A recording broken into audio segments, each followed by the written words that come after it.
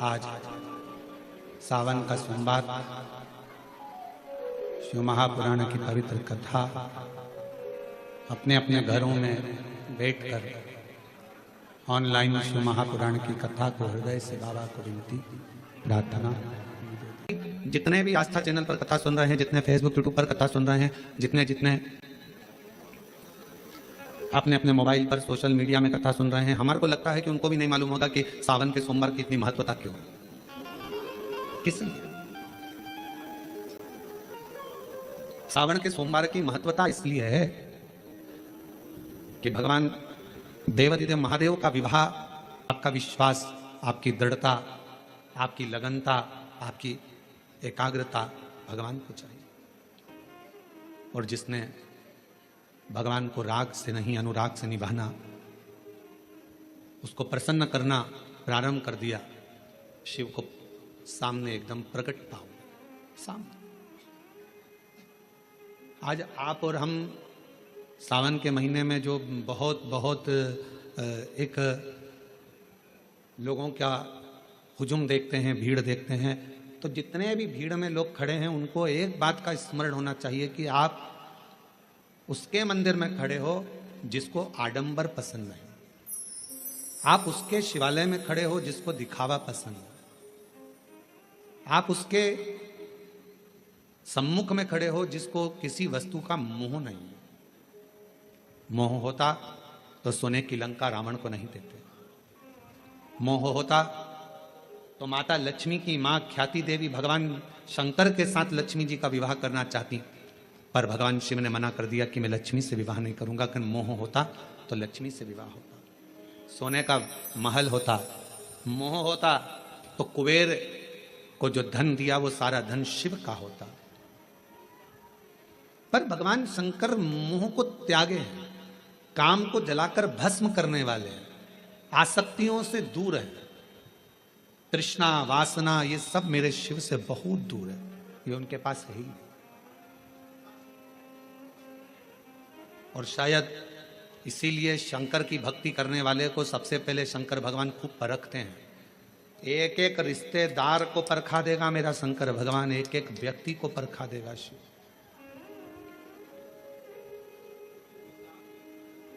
यदि आप शंकर जी की भक्ति कर रहे हो तो सारे रिश्तेदार को परखाएगा, बहुत परीक्षा लेता है। वो दिखा देता है कि किसी के करने से कुछ नहीं होता, जो शिव चाहता है वही होता है, इसके सिवाय कुछ नहीं। जो शंकर चाहेगा, जो ओघड़दानी चाहेगा, जो मेरा शंभु, जो मेरा त्रिकालदर्शी, मेरा कैलाशी अविनाशी शिव चाहेगा वही होता।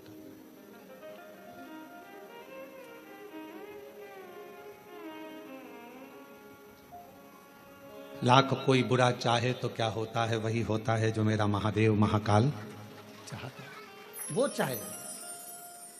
एक एक को परखाता है मेरा शंकर भगवान, एक एक को पूरी की परीक्षा लेगा सब।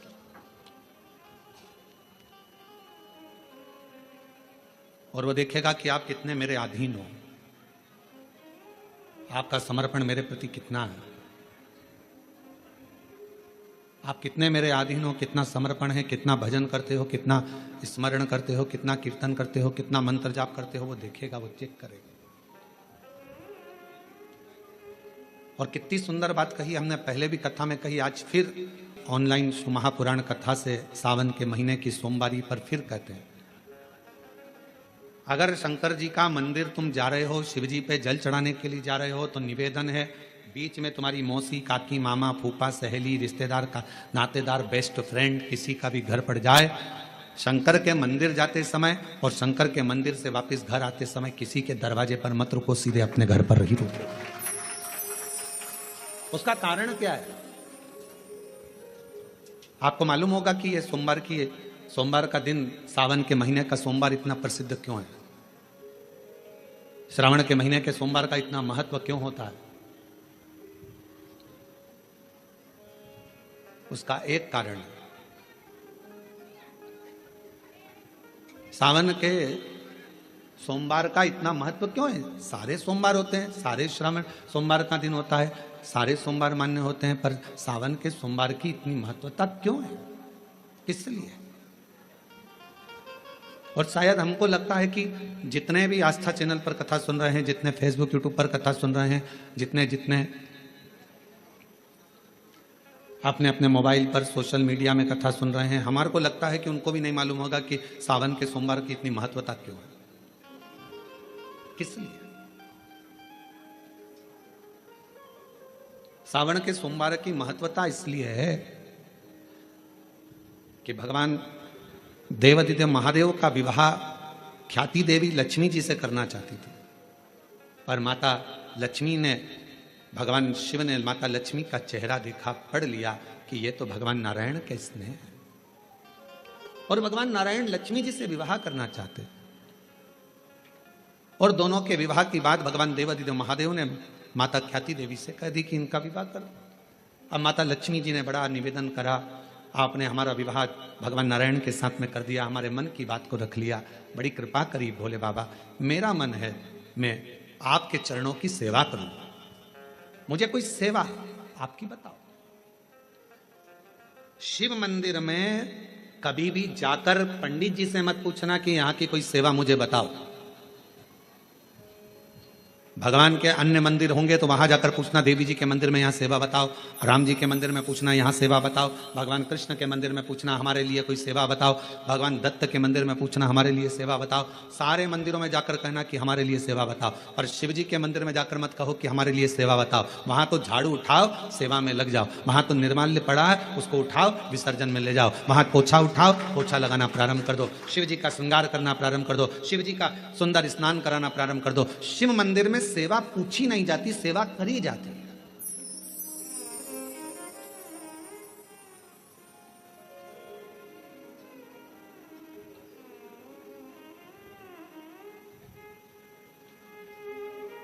वहां सेवा करना पड़ती है।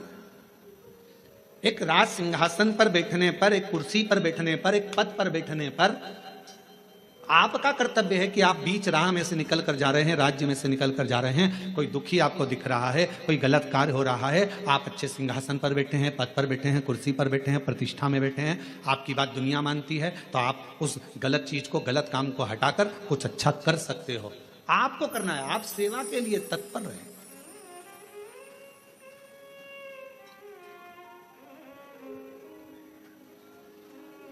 यहां चुनाव होते हैं, जम के तो बोलो, पार्षद बनते हैं, जम के बोलो, बनते हैं, अध्यक्ष बनते हैं, उपाध्यक्ष बनते हैं, सचिव बनते हैं, सारे पद दिए जाते हैं। एक विधायक का भी पद दिया जाता है, सांसद का भी पद दिया जाता है, अध्यक्ष का भी पद दिया जाता है, पार्षद का भी पद दिया जाता है, सरपंच का भी पद दिया जाता है, और ये पद केवल एक जगह पर नहीं, पूरी दुनिया में दिए जाते हैं। क्यों दिए जाते हैं? पार्षद, जिस वार्ड का पार्षद होता है, जिस क्षेत्र का पार्षद होता है, उस क्षेत्र के पार्षद को, उस क्षेत्र के लोगों को बोलना ना पड़े कि पार्षद साहब हमारी ये नाली की प्रॉब्लम है, हमारी रोड की प्रॉब्लम है, हमारी ये प्रॉब्लम है। पार्षद उसी क्षेत्र का है, उसी कॉलोनी का है, उसी सोसाइटी का है, वो वहां घूमे और घूमने के बाद वो देखे कि मुझे सेवा का मौका कहाँ मिलेगा, मैं कहाँ सेवा करूं, मैं ये नाली बनवा दूं कि रोड बनवा दूं, कि मुझे ये करना है। वहां कहना नहीं पड़े, शंकर के मंदिर में कहना ना पड़े कि तुम्हें ये करना। शिव मंदिर में जाकर कभी नहीं पूछना कि मुझे सेवा क्या करना, शिव मंदिर में तो जाकर सेवा का क्रम करो। अब लक्ष्मी जी पूछ रही हैं भोले बाबा से, आप मुझे बताओ, मैं आपकी सेवा में लगना चाहती हूं। शिव जी ने कहा कि मैं क्या सेवा बताऊं, आप जाओ भगवान नारायण की सेवा करो। पर लक्ष्मी जी ने सोचा कि देवादिदेव महादेव मुझे सेवा नहीं बता रहे हैं। सावन का महीना था, सोमवार का दिन था, माता लक्ष्मी पूरे सावन के महीने में शिवालय में जाती, शंकर जी के कैलाश पर्वत पर जाकर खूब सेवा करती, खूब। प्रथम सोमवारी निकल गई, द्वितीय सोमवारी निकल गई, तृतीय निकल गई, चतुर्थ आ गई। सोमवारियां निकलती चली गई। सावन का आखिरी सोमवार, देवादिदेव महादेव प्रसन्न हो गए, लक्ष्मी को बुलाया। हे लक्ष्मी, पूरी दुनिया में केवल महासंबोधन मेरे नाम के आगे लगा है, लोग मुझे देवादिदेव महादेव कहते हैं। सारी पुराणों को केवल पुराण कहा जाएगा, पर शंकर की पुराण को भी महासंबोधन से संबोधित किया जाएगा, शिव महापुराण। लक्ष्मी मुझसे जो जुड़ा हुआ है, मेरे नाम के आगे महासंबोधन लगा हुआ है, लोग मुझे महादेव कहते हैं। और लक्ष्मी, तूने पूरे श्रावण के महीने में मेरी सेवा करी है, और आज सोमवारी के दिन तूने मेरी अविरल भक्ति को धारण करा है, बिना पूछे सेवा में, बिना दिखावे के तल्लीनता से सेवा करी है। मैं अपना महासंबोधन दुनिया में किसी को नहीं देता, आज तुझे दे रहा हूं। और लक्ष्मी केवल लक्ष्मी नहीं रही, उस दिन से लक्ष्मी मां लक्ष्मी। लक्ष्मी केवल लक्ष्मी नहीं रही, उस दिन लक्ष्मी महालक्ष्मी के संबोधन से प्रकट हुई। आज महासंबोधन लक्ष्मी जी को अगर किसी ने दिया तो भगवान देवाधिदेव महादेव ने दिया। और वह महासंबोधन कब मिला? सोमवार की इस श्रावण के सोमवारी के दिन जो हम व्रत करते हैं, साधना करते हैं, उपास करते हैं, अर्चना करते हैं। पूरे वर्ष आप सोमवार का व्रत करते हैं कि नहीं करते वो पता नहीं, पर सावन के महीने में 4-5 जो भी सोमवार पड़ जाएं, अगर उस पर अगर आपने व्रत कर लिया, व्रत को धारण कर लिया, या शिवालय के जाकर भगवान शंकर की आराधना कर ली, तो पूरे वर्ष के सोमवार का फल सावन के महीने के 5 या 4 सोमवार में प्राप्त होगा। श्रावण के सोमवार की इतनी महत्वता है। कल एक बहन ने पत्र लिखा था कि सावन महीने की इतनी महत्वता क्या है। हमने शिव महापुराण के अंदर पढ़ा तो ऐसा सावन महीने का ज्यादा लेख शिव महापुराण के अंतर्गत नहीं मिला।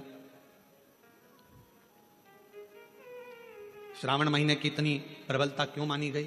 तो हमारा एक तो सोमवार का महत्व, सावन के सोमवार का महत्व क्या है, कोई आपसे पूछे तो आपको बताना चाहिए कि इस दिन लक्ष्मी को महालक्ष्मी कहा गया। शिव जी ने सफलता, कल वाला प्रश्न, शांति, दिशा और सफलता बिना मांगे मिलती है शिव के दरवाजे से। क्या क्या चीज? शांति, दिशा और सफलता। शिव के दरवाजे पर जाकर केवल आप सेवा करो, शिव के दरवाजे पर जाकर आप केवल जल अर्पित करो, शंकर जी की चौखट पर जाकर आप नमन करो, देवाधिदेव महादेव के शिवालय में जाकर प्रणाम करिए। भगवान शंकर की चौखट पर, द्वार पर अगर आप जा रहे हो, 3 चीजें आपको मांगना नहीं पड़ेगी। जैसे लक्ष्मी जी ने शिव जी से नहीं मांगा कि मुझे महासंबोधन दो, लक्ष्मी जी ने नहीं मांगा कि मुझे भगवान विष्णु दो, लक्ष्मी जी ने नहीं मांगा कि मुझे ये देना। लक्ष्मी जी तो शंकर भगवान की सेवा में लग गई, तो लक्ष्मी जी को 3 चीजें अपने आप मिल गई। एक शांति हृदय की, दूसरा दिशा, लक्ष्मी जी को कहाँ जाना है, और तीसरे नंबर पर सफलता। माता लक्ष्मी केवल लक्ष्मी नहीं रही, उनको महालक्ष्मी कहा गया। महालक्ष्मी। और फिर समझ लीजिए, लक्ष्मी में और महालक्ष्मी में बहुत बड़ा अंतर है। जरा सावधानी से सुनिएगा कथा को। आज सोमवारी का दिन है, सावन के महीने का, तो जितने शिवभक्त ऑनलाइन कथा को सुन रहे हैं, जितने आस्था चैनल पर, फेसबुक, यूट्यूब पर कथा को श्रवण कर रहे हैं, वो भी सावधानी से सुनिएगा। लक्ष्मी में और महालक्ष्मी में भी अंतर। लक्ष्मी मां आती हैं तो तुरंत चली जाती हैं। लक्ष्मी आती हैं तो तुरंत चली जाती हैं। लक्ष्मी बहुत समय तक तिजोरी में, अलमारी में टिकती नहीं है। पर वही लक्ष्मी भगवान विष्णु जी के आदेश से, भगवान शंकर की कृपा से हमारे घर में आती हैं, तो वो महालक्ष्मी कहलाती है। और महालक्ष्मी अपने घर को छोड़कर कभी नहीं जाती है, वो वहां सदा सदा रहती है। बोल बम का नारा है, श्री शिवाय। महालक्ष्मी हमारे घर में रहती है।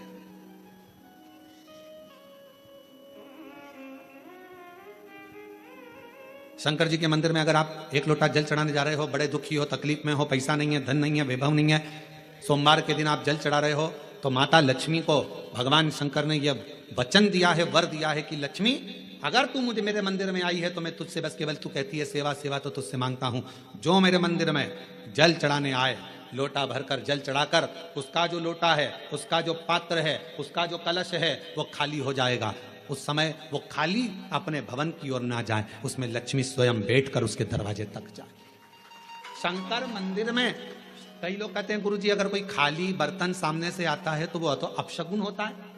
खाली पात्र अगर देखते हैं जाते समय तो अपशगुन होता है। परशु महापुराण की कथा कथी है, कोई महिला, कोई बच्चा, कोई स्त्री, कोई पुरुष, कोई घर का बेटा, बहू, बेटी, कोई आदिक वृद्ध जन भी अगर मंदिर में शंकर जी के जल चढ़ाकर लोटा लेकर आ रहा है तो वो लोटा, वो पात्र कभी खाली नहीं माना जाता, उसमें महालक्ष्मी का वासा माना जाता है, उसमें लक्ष्मी का प्रवेश माना जाता है, वो महालक्ष्मी से परिपूर्ण है।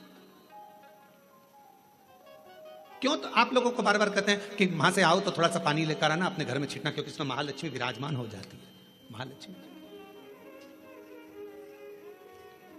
आपके इधर ऐसा होता है कि नहीं होता हमको नहीं मालूम, पर हमारे उधर का एक नियम है कि प्राचीन नियम है पूर्वजों के हिसाब से कि जब हमारे यहाँ गणेश जी का विसर्जन करने जाते हैं, देवी जी का विसर्जन करने जाते हैं, नवरात्रि के बाद में जवारे का विसर्जन करने जाते हैं, तो विसर्जन करने के बाद नदी में से, तालाब में से, कुएं में से थोड़ा सा जल लेकर आते हैं। अब इधर है कि नहीं वो हमको नहीं मालूम, छत्तीसगढ़ का हमको नहीं मालूम, पर हमारे उधर का हमको लाते हैं ना, तो वो जल लेकर आते हैं अपने घर पे, अपने द्वार पर, अपने दरवाजे पर, अपने बगीचे में सदुर जल को थोड़ा थोड़ा छींट देते हैं। क्यों? किस लिए? काय के लिए? तो हमारे शास्त्र वर्णन करते हैं कि जब हम किसी देवता को विसर्जन कर कर आते हैं तो उनके कृपा का जल, उनकी करुणा का जल, उनकी वात्सल्यता का जल, उनके स्नेह का जल हम भर कर लाते हैं और अपने द्वार पर, अपने घर पर छींटते हैं, उनकी करुणा का जल करना कोई साधारण नहीं है। और मैंने तेरे ही भरोसे बाबा, तेरे ही भरोसे हवा बिच उड़ती जावांगी, बाबा डोर हत्तो छड़ीना में कटी जावांगी, भोले मैं तेरी शंभो मैं तेरी हवा बिच उड़ती जावांगी, बाबा डोर हत्तो छड़ीना कटीना, भोले मैं तेरी भगत, शंभु मैं तेरी भगत। शिव के प्रति एक आश्रितता हो आप।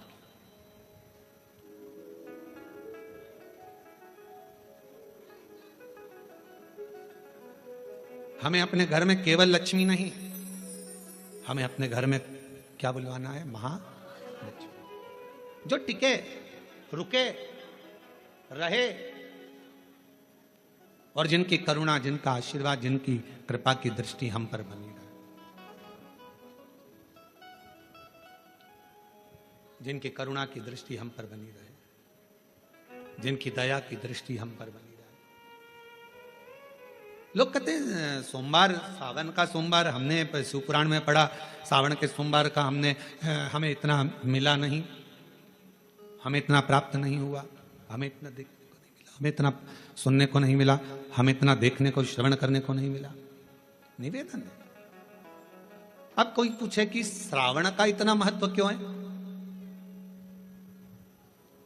बैसाख का महीना भी आता है, ज्येष्ठ का महीना भी आता है, आषाढ़ भी आता है, भादो भी आता है, कार्तिक भी आता है, सारे महीने आते हैं, माघ भी आता है, फागुन भी आता है, ज्येष्ठा भी आता है, सारे महीने आते हैं। पर उसमें सबसे ज्यादा श्रेष्ठ शंकर भगवान के लिए अगर सबसे ज्यादा प्रबल माना जाता है तो श्रावण का महीना माना जाता है। आखिर श्रावण के महीने में ऐसा हुआ क्या था?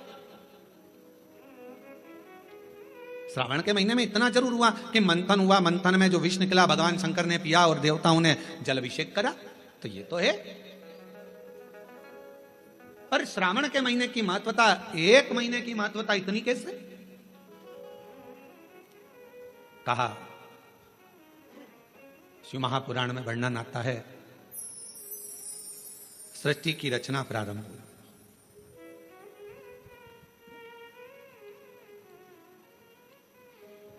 और सृष्टि की रचना में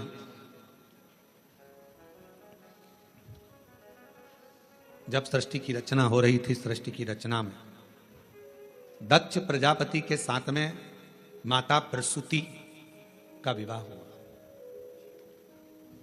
और प्रसूति का विवाह जब हो गया, प्रसूति की जब शादी दक्ष प्रजापति के साथ हो गई, कई कन्याओं का जन्म हुआ, कई कन्या।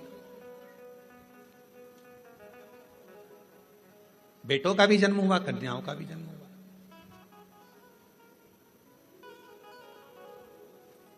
और आखिरी में, सबसे आखिरी में दक्ष प्रजापति ने मां जगतजननी दुर्गा जी की आराधना करी और उनके घर में एक बेटी का और जन्म हुआ जिसका नाम था सती।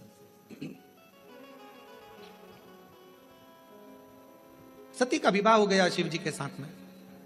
यह कथा तो आप और हम हर कथा में श्रवण करते हैं। सती जी का विवाह। अब विवाह होने के बाद में एक बार दक्ष प्रजापति ने सारे देवताओं को बुलाकर एक सभा रखी। उस सभा में इधर की साइड में भगवान नारायण बैठे हुए थे और इधर की ओर भगवान शिव बैठे हुए थे।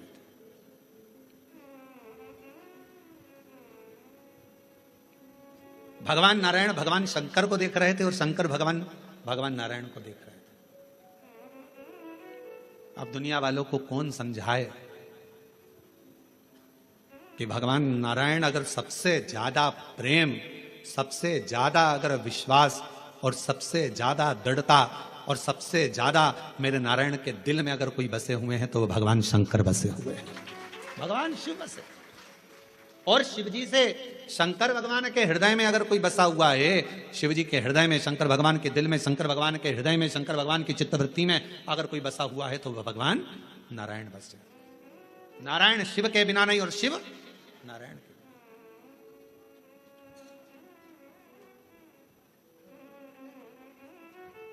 कितनी बड़ी बात लिखी है शिव महापुराण के अंदर। कोई राम को मानने वाला यदि शिव का अपमान कर देता है तो भगवान राम उसे जिंदगी में कभी दर्शन नहीं देते। और शिव को मानने वाला यदि भगवान नारायण का, राम का, कृष्ण का अपमान कर देता है तो भगवान नारायण, कृष्ण, राम उसको दर्शन नहीं देते। शिव के बिना राम नहीं, राम के बिना शिव नहीं, राम के बिना, शिव के बिना कृष्ण नहीं और कृष्ण के बिना शिव नहीं। अब कई लोग कहते हैं हमारे पूजन के घर में, हमारा छोटा सा पूजन का मंदिर है घर के अंदर, गुरुजी उसमें लड्डू गोपाल बैठे हैं, उसमें मुरलीधर भगवान बैठे हैं, उसमें कृष्ण कन्हैया बैठे हुए हैं, क्या हम शंकर भगवान का शिवलिंग मंदिर के अंदर रख सकते हैं? तो हम उनसे पूछते हैं तुम्हें मना किसने करा, पहले उसका नाम बताओ कि मंदिर के अंदर शंकर भगवान का शिवलिंग नहीं रखना चाहिए। शास्त्र कहता है जिस जगह पर शालिग्राम भगवान है, जिस जगह पर लड्डू गोपाल जी हैं, उस जगह पर शंकर का होना बहुत जरूरी है। और जहां शंकर जी हैं वहां लड्डू गोपाल और शालिग्राम जी का होना जरूरी है। कौन मना करा? शिव पंचायत में 5 देवता हैं, आप लोगों को उनके नाम याद हैं। पहले नंबर पर सूर्य नारायण भगवान, दूसरे नंबर पर भगवान विष्णु, तीसरे नंबर पर गणेश जी महाराज, चौथे नंबर पर मां जगतजननी दुर्गा भवानी और 5वें नंबर पर देवाधिदेव महादेव। ये शिव पंचायत के 5 देव हैं। इस पंचायत के देवता का मतलब है कि हमारे घर के अंदर अगर लड्डू गोपाल जी विराजमान है तो हमारे घर के अंदर पूजन वाले स्थान में शंकर का शिवलिंग भी होना बहुत जरूरी है। शिव के बिना नारायण नहीं और नारायण के बिना शिव नहीं।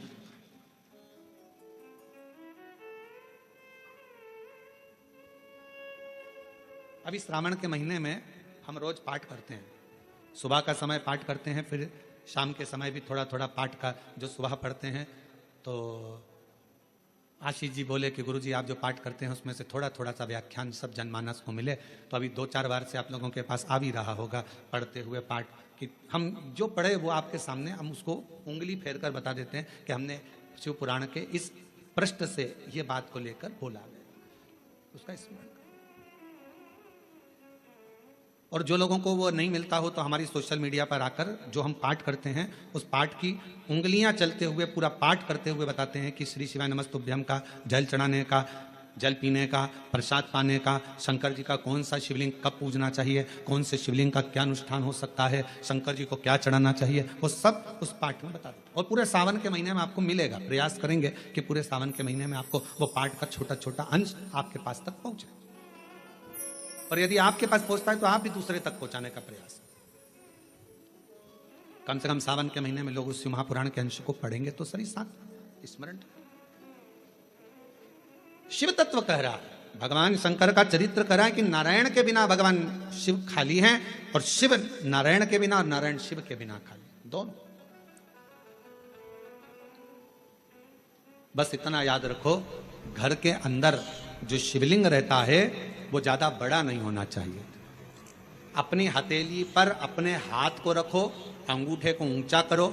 इससे बड़ा शिवलिंग घर के अंदर इससे बड़ा शिवलिंग नहीं होना चाहिए, इससे छोटा होगा चलेगा, इसके बराबर का होगा चलेगा, इससे कम होगा चलेगा, छोटे से छोटा होगा चलेगा, पर इससे बड़ा शिवलिंग घर के अंदर नहीं। फिर घर का आंगन हो, घर के बाहर हो, तुलसी का क्यारा हो, या अन्य जगह पर कहीं तुम वृक्ष के नीचे, क्यारी के नीचे उसको रख सकते हो, उसकी पूजन कर सकते हो, उसमें क्या।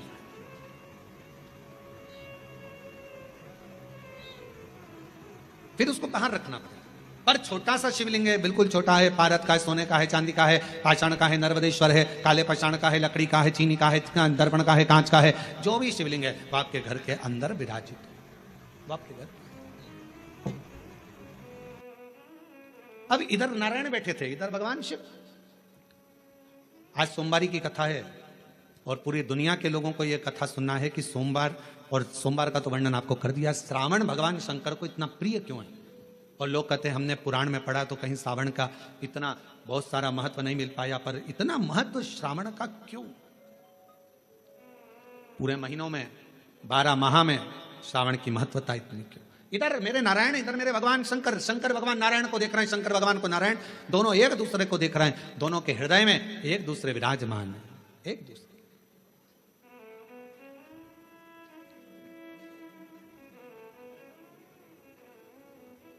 समय आया, दोनों सुध में थे, दोनों सुध। जब निगाहें मिलती है, पास में कौन देख रहा है, क्या कर रहा है, सूझ नहीं पड़ता। हमने देखा है कई कथा सुनने वालों को, उनका जब ध्यान लगता है भगवान में, तो पड़ोसन क्या कर रही है, क्या बोल रही है, कौन जा रहा, कौन आ रहा, उसे कोई सुध नहीं करता। उसका तो दिल शिव में, उसका मन भगवान। और ये हमने पहले की बात है, बहुत पहले की, लगभग हो गए होंगे 30-32 साल के लगभग में, जब हम एक बार छिपरा में कथा करने के लिए गए थे। तो छिपरा में, मध्य प्रदेश के पास में मांगलिया, इंदौर के पास में छिपरा है, वहाँ हम जब कथा करने गए तो हम ठहरे थे वहाँ पर मालू जी के यहाँ पर, तो वहाँ ठहरे थे और कथा चल रही थी मंडी में, मंडी भवन में, टीन शेड था, उसके नीचे कथा चल रही थी। और कथा के आयोजक थे राठी परिवार, वहाँ राठी जी, मोहन जी वगैरह वहां है छिपरा में, तो वो उसके आयोजक थे।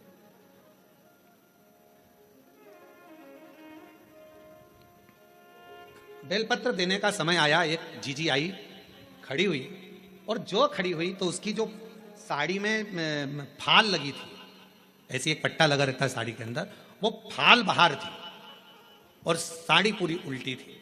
अब हमारे उसके चरण की साइड हमारा देखना हुआ, तो देखने में उसके सिर पर भी जो वो फाल थी, वो सिर के ऊपर ऐसा फाल का पट्टा था। अब हमने कहा जीजी, ओ जीजी, तो जीजी बोली हाँ गुरुजी। हमने कहा आज तो तुमने साड़ी को उल्टा पहन लिया। तो कहा नहीं गुरुजी, मैं तो सीधी पहन कर आई हूँ। हमने कहा सिर पे पल्लू है, जरा देखिएगा। तो फाल का पट्टा ऊपर था, साड़ी उल्टी थी। उसने कहा ओ बाप रे, ये मैं कहाँ पहन के आ गई, लोग तो मुझे हंसे होंगे। तो मैंने पूछा जीजी एक बात बताओ कि तुम ये साड़ी उल्टी पहन क्यों आई। तो कहा गुरुजी कथा के चक्कर में आगे बैठना था, इस चक्कर में कहा जल्दी पहनूं जल्दी पहनूं जल्दी पहनूं, और जल्दी के चक्कर में वो साड़ी उल्टी हो गई। हमने कहा जीजी आप चिंता मत करो, आज आप साड़ी का पल्लू उल्टा करी हो ना, मेरे देव अधिदेव महादेव जब तुम पर तकलीफ आएगी तुम उसके लिए उल्टा सीधा कैसा भी भजन करने के लिए अपनी सुध भुलाकर उस महादेव के लिए आई हो ना, एक ना एक दिन मेरा महादेव भी आपके लिए खड़ा मिलेगा। क्यों चिंता, क्यों विचार करना, क्यों सोचना कि हमने वो कई लोग क्या कहेंगे। हमने कहा आग लगे बस्ती में अपन रहो मस्ती में। भगवान कृष्ण की गोपियों का प्रेम कृष्ण भगवान के प्रति कितना था कि गोपियां सुध भूल जाती थी कि लहंगा धरो शीस पर और दई चूनर पाँव, पतियन रोके नहीं रुकी, छोड़ चली घर। भगवान कृष्ण की कथा में श्रीमद् भागवत में आता है, गोपियां जब रास करने के लिए जाती थी, मुरली की धुन में ऐसी गोपियां सुध भूल जाती थी कि अपना लहंगा सिर पर, साड़ी चुंदड़ी पाँव में बांध लेती थी, सुध नहीं रहता था। आंखों में लगाना रहता था सुरमा, होठों पे लगाना रहता थी लाली, लाली लगा लेती थी आंख में, सुरमा लगा लेती थी होठ में, सुरमा होठ में। और किसी किसी के दांत लंबे और होठ काले, होठ काले और दांत लंबे, तो नैन लाल, बाल खुले, बिंदी बड़ी सारी, बहुत बड़ी बिंदी। तो गांव के लोग भी देखकर कहते पता नहीं कहाँ की बहू आई है, सुध नहीं पड़ती है, इतना स्वरूप बनाकर ना जाने कहाँ जा रही है। तो एक बार खुद के पति मिल गए, पति ने कहा ऐसा रूप रखकर कहाँ जा रही है, तो कहा भगवान के साथ रास करने। तो भगवान के साथ रास करने जाएगी, तेरा रूप देखकर भगवान भाग जाएंगे। इतने में कहा नहीं नहीं नहीं, वो मुरली का धरने वाला है, वो बंसी बजाने वाला है, वो मेरे बाहर का रूप नहीं देखता, वो मेरे भीतर के रूप से मुझे पुकार लेता है, वो भीतर का देखता है। बाहर के रूप से परमात्मा कभी प्रसन्न नहीं होता। बाहर क्या देखे, बाहर का रूप तो दुनिया को भाता है, मेरे परमात्मा बाहर का कभी रूप नहीं देखते कि तुम्हारा चेहरा क्या बोल रहा है, तुम्हारे नेत्र क्या बोल रहे हैं, तुम कितने सुंदर हो, कितने कैसे हो, नाक कैसी है, दांत कैसा है, मुख कैसा है, श्रवण शक्ति कैसी है, कर्ण कैसे हैं, भुकुटियां कैसी है, ये दुनिया के लोग देखेंगे। मेरा महादेव, मेरा ठाकुर, मेरा गोपाला, मेरा कृष्णा ऐसी चीजें नहीं देखता। मेरा बाबा तो केवल तुम्हारे हृदय का भाव देखता है। निर्मल मन सो मोहि पावा, मोहि छल छिद्र कपट ना भावा। मुझे केवल तुम्हारा मन शुद्ध भाव, शुद्ध चित्त चाहिए। श्रावण की महत्वता कितनी है, इधर नारायण इधर भगवान शंकर, दोनों एक दूसरे को देख रहे हैं, दोनों की सुध नहीं है, दोनों की सुध। छोड़ दिया मैंने खाना पीना तेरी याद में, छोड़ दिया मैंने खाना पीना तेरी याद में, मेरे दिल में उठे है पीड़ सखीरी वृंदावन जाऊंगी, काशी जाऊंगी सखी वृंदावन जाऊंगी। ये मन की पीड़ है। कोई कहे मुझे ब्रज जाना है, कोई कहे मुझे काशी जाना है, कोई कहे मुझे यहां जाना है, कोई कहे मुझे वहां जाना। ये भीतर की पीड़ा है, भीतर की पीड़ा, भीतर की। और नैन मिले त्रिपुरारी से मैं उनकी हो गई, नैन मिले त्रिपुरारी से मैं उनकी हो गई, मेरे नैनन बरसे नीर सखी में काशी जाऊंगी, मेरे नैनन बरसे नीर सखी में काशी जाऊंगी, मेरे मन में नहीं है धीर सखी में काशी जाऊंगी, और काशी जाऊंगी सखी में सीहोर जाऊंगी, काशी जाऊंगी सखी में सीहोर जाऊंगी, मेरे मन में नहीं है धीर सखी में काशी जाऊंगी। इधर से भगवान नारायण, इधर से भगवान शिव एक दूसरे को देख रहे हैं, एक दूसरे को निहार रहे हैं, दोनों की शुद्धता चली गई है। इतनी देर में दक्ष प्रजापति का आगमन हो रहा है। दक्ष प्रजापति आ रहे हैं और दक्ष प्रजापति का आगमन। अब जरा विचार करना, दिल लग गया शिव में, मन लग गया शंकर जी के मंदिर में। कई माताएं आज भी ऐसी हैं, छत्तीसगढ़ की बात कर रहा हूं मैं, बाहर की अन्य जगह का तो सुधे नहीं है। छत्तीसगढ़ में भी आज भी कई माताएं ऐसी हैं, मंदिर जाती है, सुबह से नहाई धोई, जल्दी से लोटा भरा, पास मंदिर था, पहुंच गई। अब उसे यह भी नहीं मालूम कि मैं चप्पल पहनी कि नहीं पहनी, उसे यह भी नहीं मालूम मैं दरवाजा बंद करा ना करा।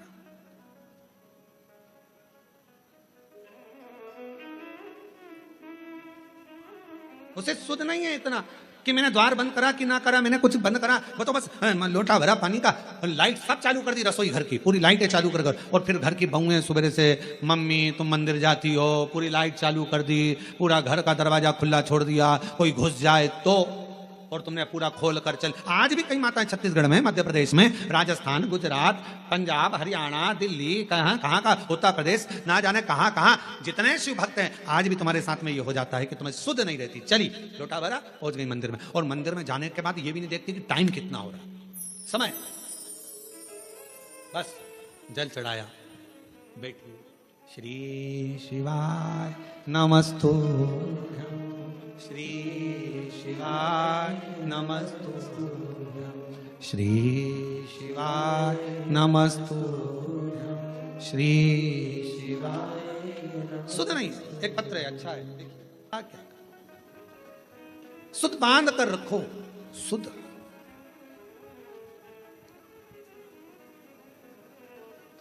इधर भगवान विष्णु है, इधर भगवान शिव है, दोनों का ध्यान एक दूसरे के प्रति है, एक दूसरे।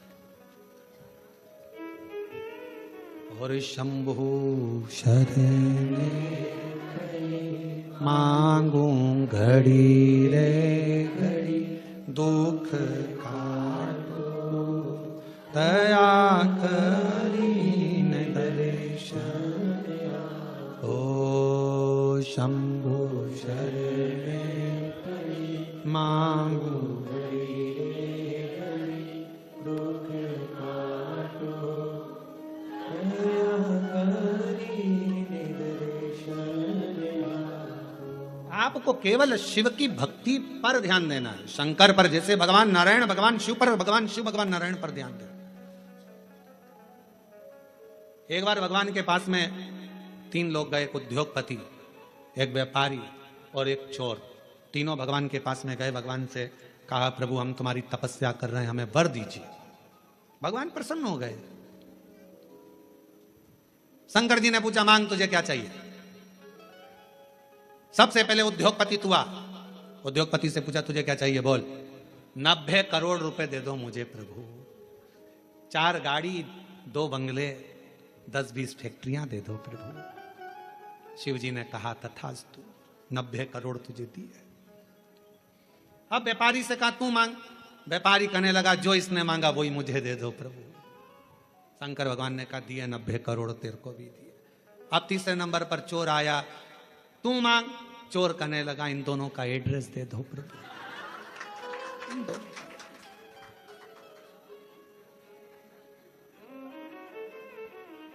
क्योंकि आपसे कहूं कि उद्योगपति ने जो मांगा वो दो तो 90 करोड़ मिलेंगे, और अगर कहूं तो व्यापारी ने जो मांगा वो दो तो 90 करोड़ मिलेंगे।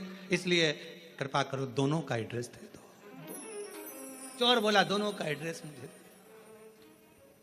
बस यही प्रसंग को ध्यान में रखना कि हमें 90 करोड़ नहीं, हमें शंकर। बस तू ना छूटे। ये सब छूटने वाले नाते रिश्ते कुटुंब कबीले एक ना एक दिन सारे के सारे छूट जाएंगे, पर तू ना छूटे। ये बड़ी कृपा तेरी बनाए रखना, तेरी करुणा बनाए रखना, तेरी दया बनाए रखना। तू साथ होगा तो फिर कोई चिंता नहीं। रिश्ते तुम्हारे पास में जैसे जैसे वैभव बढ़ेगा, धन बढ़ेगा, संपदा बढ़ेगी, फैक्ट्रियां बढ़ेगी, काम बढ़ेगा, लोग तुम्हें पूछना चालू करेंगे, तब लोग तुमसे ईर्ष्या करने वाले भी बढ़ेंगे। कोई दूसरे नहीं, अपने ही बढ़ेंगे।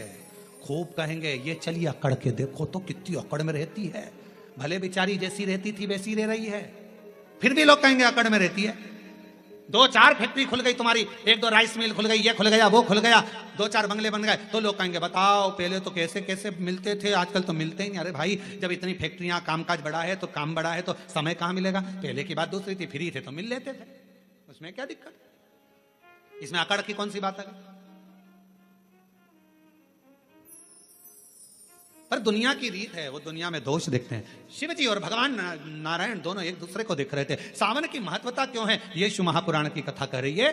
दोनों एक दूसरे को देख रहे। दक्ष प्रजापति का आगमन हुआ, उसी सभा में दक्ष प्रजापति का आगमन हुआ तो दक्ष प्रजापति ने आते ही कुछ नहीं देखा, सबसे पहले अपने दामाद को देखा। ऐसा होता है, किसी किसी के 4-5 दामाद होते हैं ना, 2-4 दामाद, 2 हो 4 हो 3 हो जितने भी हो, उसमें एक दामाद तो बहुत पैसे वाला है, बहुत करोड़पति, अरबपति, धनपति, ससुर का ध्यान उस पर नहीं जाता। और एक दामाद जो बहुत, लड़की रोज घर पे आकर बोलती थी मम्मी वो तो ऐसा करते हैं, मम्मी वो तो वैसा करते हैं, मम्मी वो तो जैसे ही दामाद दिखा वैसे ही दक्ष प्रजापति का ध्यान शिव जी पर गया। सब बैठे थे, रति के पति कामदेव भी बैठे थे, भगवान विष्णु भी बैठे थे, ब्रह्मा जी बैठे थे, सारे के सारे सभा में इंद्रदेव सब बैठे थे, चंद्रदेव आदि आदि। शंकर दक्ष प्रजापति के 60 दामाद वहीं पर बैठे हुए थे, उन पर ध्यान नहीं गया। पर ध्यान किस पर गया।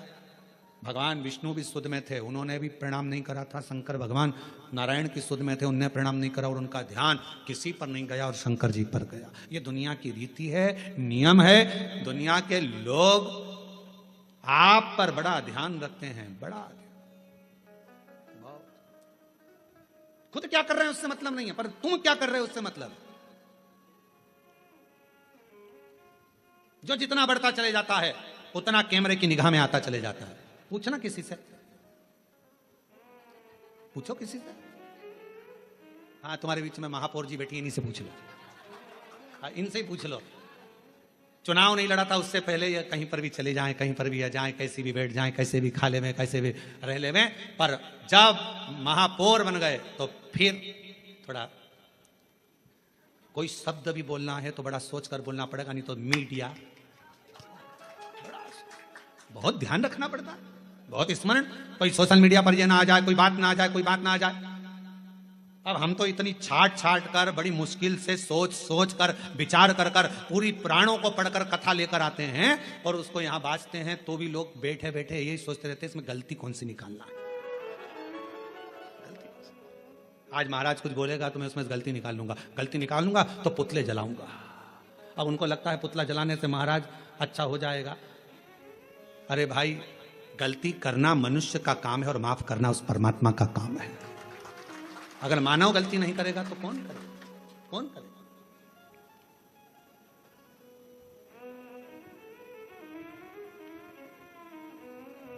आप कितना भी अच्छा, पहले का समय और अब के समय में अंतर है।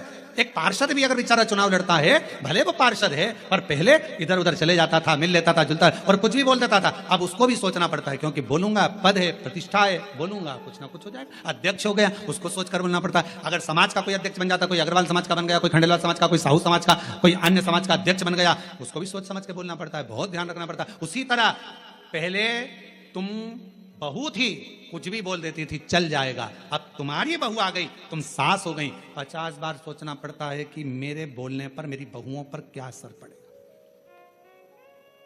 पहले तुम्हारा मन करता था, रसोई घर में गई, बनाया, चाट बनाई, भेल बनाई और खा खुआ के और बढ़िया बड़ा पाव वगैरह सब बना बुनो के खा पी के अपने कमरे में जाती। बहू थी, अब तुम सास बन गई, अब तुम खुद रसोई घर में नहीं जा सकती। अब तुम्हें कहना पड़ेगा बेटा आज मेरा मन कर रहा है, और मन करेगा तो भी नहीं खा पाओगी री, मन करेगा तो भी नहीं खा पाओगी, क्योंकि बहुएं कहेंगी बताओ मम्मी का दिन भर जुबान चलती रहती है, तो बेचारी वो भी ना खा पावे है। तो फिर वो बना रही है, जो सब्जी बना लेगी बेचारी सास खा लेगी, जो बनाएगी वो सास खा लेगी, कभी नहीं कहेगी कि ये बनाओ कि जो, और रोटी भी नहीं होगी तो बची हुई कल की खा लेगी, सुबह की खा लेगी, पर कभी नहीं कहेगी। क्यों? क्योंकि उसका पद बढ़ गया। पद पिता का बढ़ा, उसको भी मर्यादा में रहना पड़ा। माँ का पद बढ़ा, उसको भी मर्यादा में रहना पड़ा। अगर गुरु का पद बढ़ा, उसको भी मर्यादा में रहना पड़ा। एक अतिथि का पद बढ़ा, उसको भी मर्यादा में रहना पड़ा। एक धीरे धीरे पुलिस कर्मचारी कांस्टेबल से जब टीआई बना, टीआई से ऑफिसर बनता बनता बनता बनता ऊंचे पद पर पहुंच गया, तो उसको भी कायदे में रहना पड़ेगा। पद बहुत ध्यान रखने वाला। पर दक्ष प्रजापति का ध्यान भगवान विष्णु पर नहीं गया, दक्ष प्रजापति का ध्यान सीधे शिव जी पर गया। क्यों? भोले थे, सहज थे, सरल थे, ऊंचे पद पर बैठे थे, देव अधिदेव महादेव थे, इसलिए सबसे पहला ध्यान उनका शंकर जी पर गया। और शिव जी पर क्यों गया? ये तो सब देव हैं, तुम तो महादेव हो ना, और महादेव होकर मैं तुम्हारा ससुर, तुमने मुझे प्रणाम नहीं करा। दक्ष प्रजापति अपने सिंहासन पर नहीं बैठे, बीच में खड़े होकर शंकर भगवान की ओर इशारा कर कहा, हे शिव, मैंने अपनी बेटी सती का विवाह तेरे साथ में करा है, तुम्हारे साथ मैंने अपनी बेटी को ब्याया है, और शंकर तुमने अपने ससुर का सम्मान नहीं करा है, मैं तुम्हें श्राप देता हूं, तुम शमशान में निवास करोगे। शंकर भगवान विष्णु को देख रहे थे, उनको तो ये भी नहीं मालूम कि इन्होंने श्राप दे दिया, क्योंकि दिल जब भगवान में लगा हो तो कौन क्या दे रहा है किसी को नहीं मालूम। कभी कभी कथा में मन लगा रहता है तो पानी की बोतल देने वाला आता है ना, तो वो बोतल लेकर देता रहता है, लो लो, तो उस पर ध्यान ही नहीं जाता कि पानी की बोतल लूं कि यहाँ जो मिल रहा है वो लूं।